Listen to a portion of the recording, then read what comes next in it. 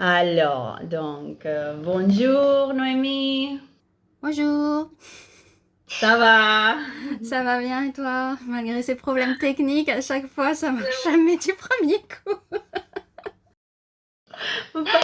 Et moi j'étais sûre qu'aujourd'hui ça va aller, mais non. Désolée pour tout le monde qui a dû attendre un petit peu, mais on est prête pour commencer. J'espère que vous avez pris un bon petit déjeuner aujourd'hui. Et, euh, et on est prête pour sauter au week-end, quoi. Donc, allez, on va commencer. Oui, alors la première question, c'était quelle langue tes enfants ont commencé à apprendre?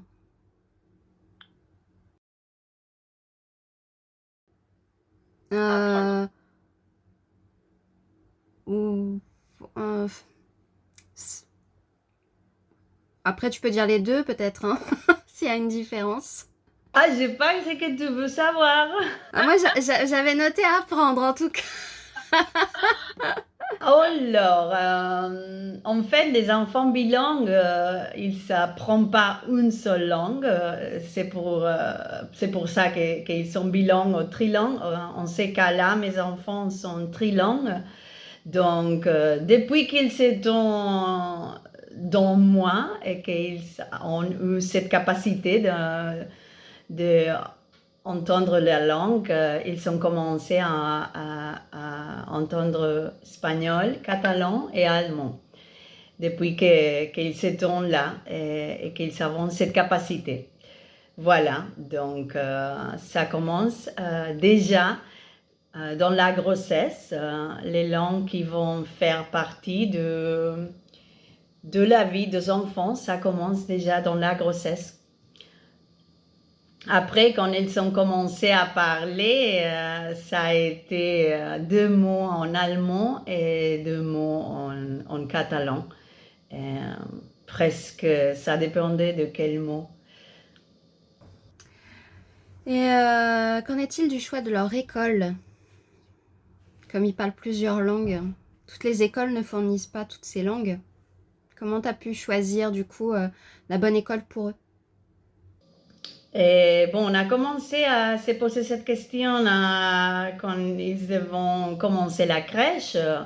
Bien sûr, on a pensé que la meilleure option c'était une crèche bilingue, espagnol-allemand, mais on n'a pas trouvé une place, donc ils sont allés dans une crèche monolinguale, ça veut dire en allemand seulement.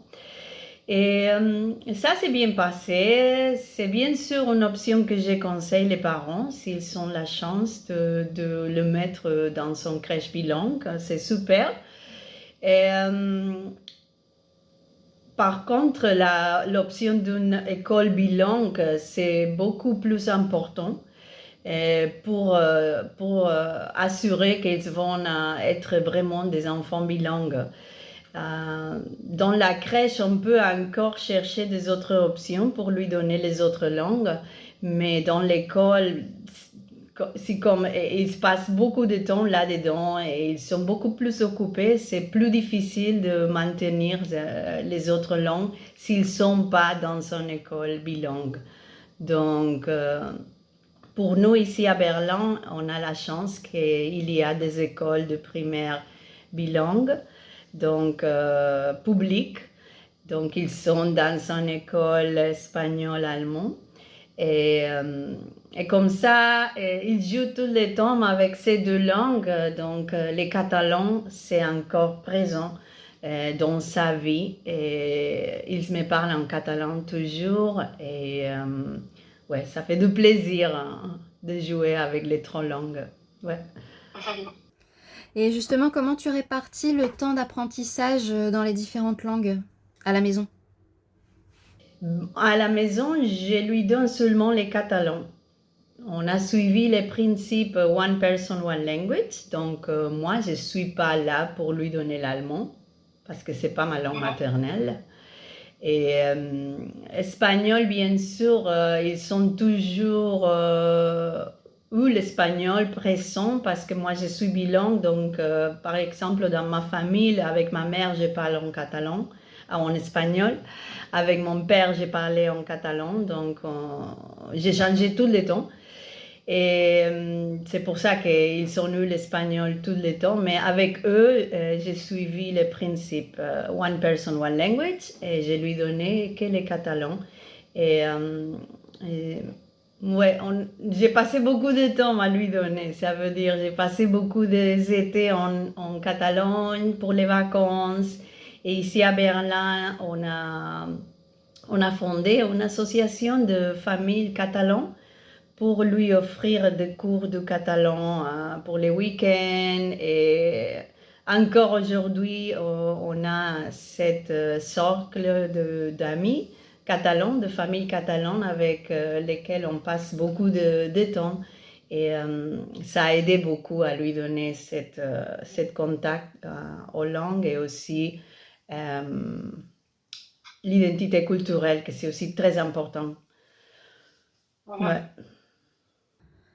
Ok, et la dernière question, c'était comment faire travailler du coup l'écriture et la lecture dans les différentes langues? Parce qu'en règle générale, là, le parler, ça vient instinctivement, mais toute la partie, l'autre partie d'apprentissage de la langue, savoir bien l'écrire et la lecture, c'est une autre paire de manches.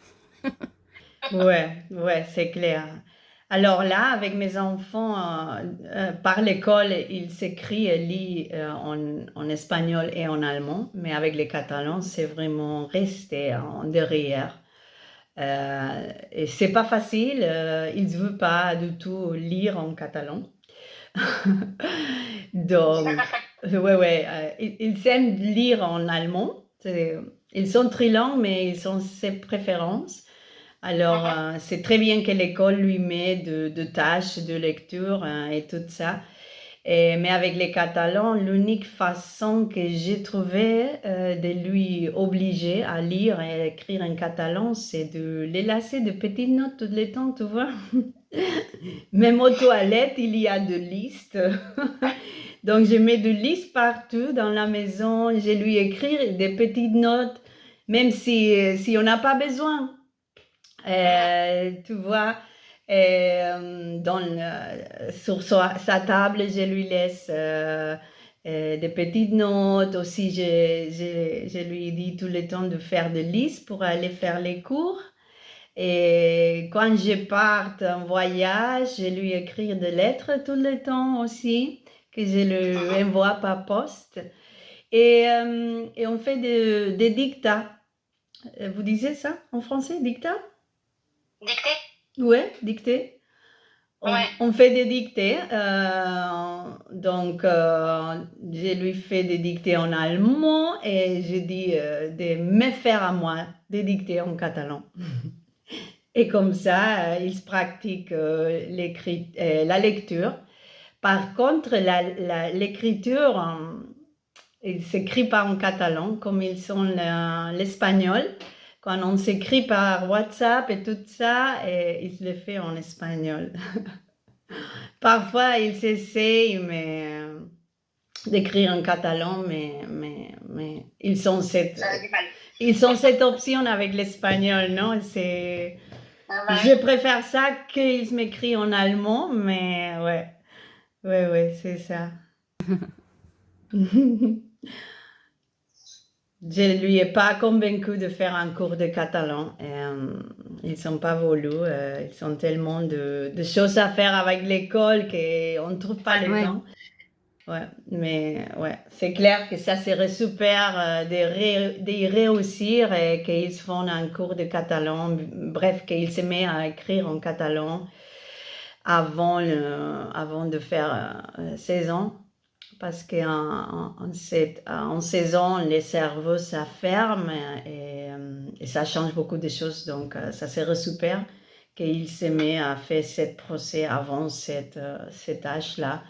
Donc, j'ai que 6 mois, plus ou moins, avec ma fille grand.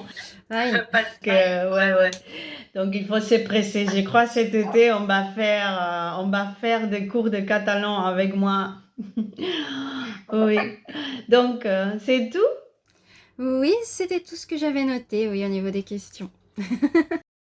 Super. Bon, donc, Mais bon, si les gens ont d'autres questions, ils peuvent toujours les laisser en commentaire et on peut les garder pour une prochaine fois. D'ailleurs, ouais. je crois que tu as déjà une idée sur la thématique du prochain live qu'on va faire.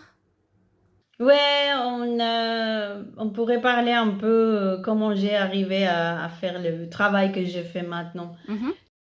C'était pas une ligne toute droite ouais, on pourrait parler sur ça dans les prochaines lives. Ouais. Donc, si vous avez aussi des questions par rapport à ça, n'hésitez pas à les laisser dans les commentaires. Comme ça, on pourra les garder pour la prochaine fois. Je pense d'ici à peu près un mois, je pense qu'on va organiser ça du coup pour le prochain live. Avant de partir en vacances et avant que toi Voilà. tu partes, on a Noémie avec nous jusqu'à la fin juillet, bon, dans les projets. Donc on va se profiter et on va répéter en live en français. Ouais, c'est ça. Mhm. Donc, bon, merci beaucoup et bon week-end. Bon week-end! Ciao, ciao. Ciao.